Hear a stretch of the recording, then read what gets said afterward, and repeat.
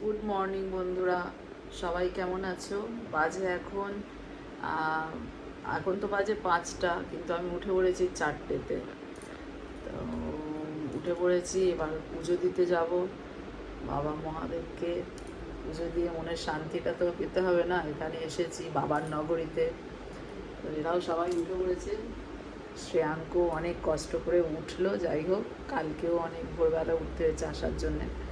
তো চলুন আজকের ব্লগটা এখান থেকে শুরু করছি।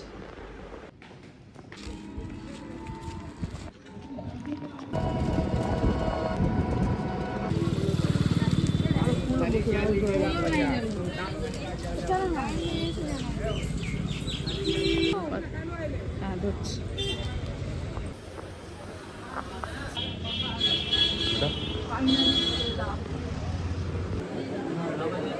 এখনো বাবার মন্দিরের গেট খোলেনি, দাঁড়িয়ে আছি।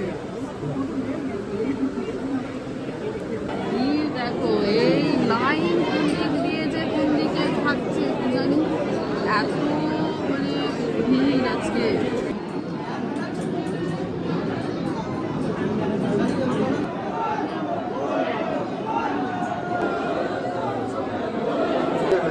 আমাদের পুজো দেওয়া হয়ে গেছে আর আমরা যাবো বাড়ি। চলো, পুজো দেওয়া হয়ে গেছে। আর মহাদেব পুজোর দাবি, তারপরে এদিকে প্রসাদ আছে, প্রচুর প্রসাদের দোকান আছে, সব কিছু।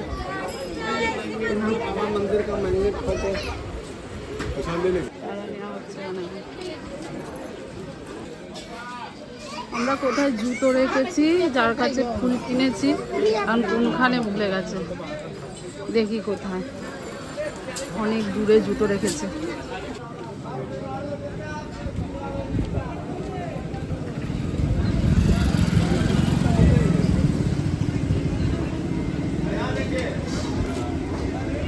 ফুলওয়ালা নেই, কিন্তু জুতো ফাইনালি। পা ধুতে পারবো না, পা ধুলে আমার স্লিপ করবে। তোমরা ধুয়ে নাও, মুখটাও ধুয়ে না। চল চলো, আমরা এবার হোটেলে যাব, পরে দেখি কোথায় যাওয়া যায়। এখানে সব পান্ডাদের ব্যাপার আছে। যারা ওই ভিআইপি গেটে ঢুকছে তাদের তবু তাড়াতাড়ি হয়ে যাচ্ছে। যারা ভিআইপি গেটে দিয়ে, আমরা যেরকম এইবারে জেনারেল লাইন দিয়ে গেছি, পুরো 4 ঘন্টা পরে, পাক্কা 4 ঘন্টা। যখন শ্রাবণ মাসে ভোলে বাবার পুজো হয়, লাইনটা এইগুলো মানে ফাঁকা থাকে না, পুরো ভর্তি। ভোলেনাথ আমার ছেলেকে ভালো লাগে, অনেক কষ্ট করেছে আজকে। 4-5 ঘন্টা লাইনে দাঁড়িয়ে আমার ছেলে আজ পুজো দিয়েছে। A big achievement. That's great. 10:30 বাজে, একটু ব্রেকফাস্ট করব হোটেলে। একটু ভেজ খাবার অর্ডার দেওয়া হয়েছে, দেখি কি অর্ডার দিয়েছে মিশ্রা বাবু। কি ব্যাগটা পরিষ্কার করে দিচ্ছি। ব্যাগ পরিষ্কার পরে করবে, ছাড়ো তো, বসো তো তুমি। 2 মিনিট লাগবে। রোদ্দুরে এত কষ্ট হয়েছে। দেখো দেখো আমার ব্যাগটা পরিষ্কার করে দিচ্ছে। না না, থ্যাংক ইউ থ্যাংক ইউ। পরিষ্কার করার জন্যই এটা যে আছে, এই পেপারটা। ও ভালো আছে। সিয়াঙ্কের ফ্রেঞ্চ ফ্রাই। আচ্ছা, খেয়ে নাও। আছে তো, এটা পেটের জন্য ভালো হবে। এখন চলে যাবো, 11:12 বাজে, চেক আউট করবে। ওর আগে যাক, আমি একটু বসি, আমি একটু রেস্ট নিই। 12টায় রুম চেক আউট, বাজে এখন ওই 11:20। আমরা এবার বেরিয়ে চলে যাচ্ছি। শ্রেয়াঙ্কের পাপা শ্রেয়াঙ্ক তো চলে গেছে। Bye bye, tata tata. একদিন থেকেছি, টাটা, থ্যাংক ইউ।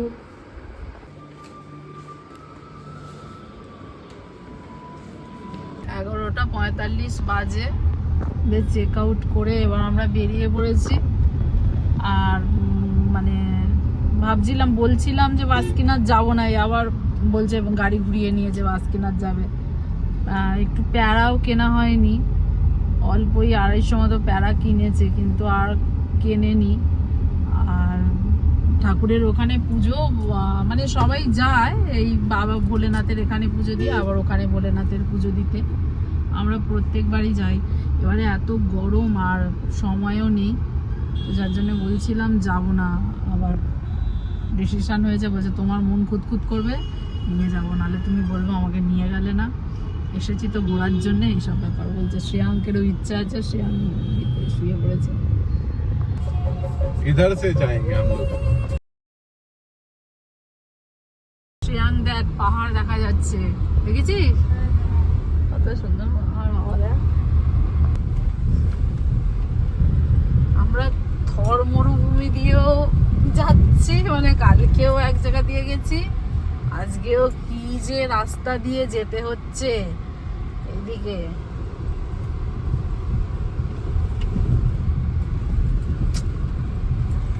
এখানে এখন লেবু আখের রস খাওয়া হচ্ছে, এই যে আখের রস এই গরমে।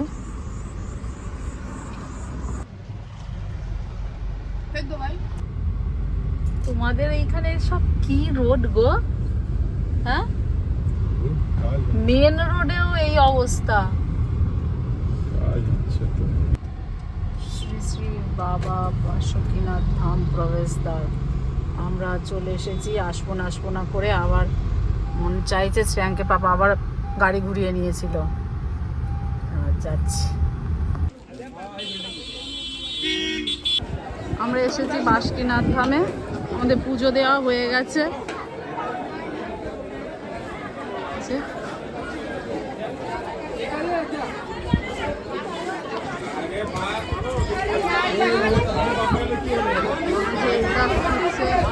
ভোলেনাথ মন্দির 2:07 বাজে। আমাদের এই বাসুকিনাথ ধামেও পুজো দেওয়া হয়ে গেছে। এবার আমরা আবার বেরোবো, দেখি এরপর কোথায় যাওয়া যায়। ব্লগগুলো তো দেখলেই বুঝতে পারবে কোথায় যাচ্ছি না যাচ্ছি, তো অবশ্যই দেখতে থাকবেন। এখান থেকে কি কেনা যায়, মা বলেছিল একটা কাস্তে নিতে, কাস্তে সস্তা। দেখি প্রিয়াঙ্কা এখন খেলনার কিছু জিনিস দেখছে, কি নেবে ভাবতে পারছি। প্রচুর সব জিনিস বিক্রি হচ্ছে।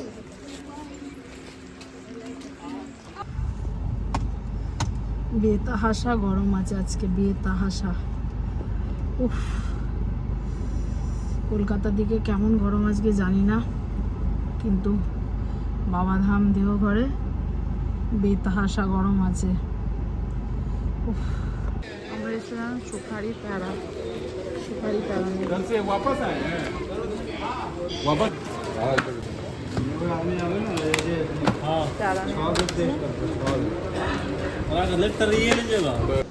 আমাদের প্যারা কেনা হয়ে গেছে, আমরা বসে আছি, একটু খাওয়া দাওয়া করবো। বাবা কি জানি না, হ্যাঁ ভাত খাবো, একটু ভাত অর্ডার দিয়েছি। ভাত ডাল এরকম কিছু অর্ডার দিয়েছে।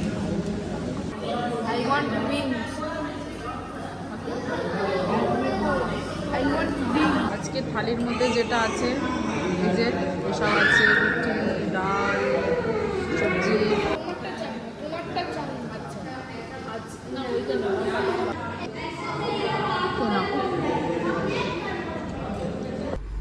খাওয়া দাওয়া করে এখন বাজে 4টে। এবার দেখি কোথায় যাওয়া যায়, গন্তব্যস্থল কোথায়। এসছে বাবাধামে জল দিয়েছে, এইখান থেকে 100 কিলোমিটার এসছে আর 50 কিলোমিটার যাচ্ছে। এ বাপরে, গন্ডি কেটে কেটে যাচ্ছে গো। এটা হচ্ছে জয়পুর মোড়। আমাদের, আমি যে কলেজে পড়তাম সেই কলেজের কাছে নয়, জয়পুর পঞ্চনরয় কলেজের কাছে নয়, এটা অন্য জয়পুর মোড়। এই জায়গাটা, এটা বিহারের জয়পুর মোড়। এটা দেখো জয়পুর থানা, দেখতে পেয়েছো? আমরা জয়পুর থানা দিক দিয়ে যাচ্ছে। নদী তো শুকনো, বালি আছে। তো একটু। তুমি সস্তাতে পেয়ে যাবে। কত হাট লেগেছে দেখো।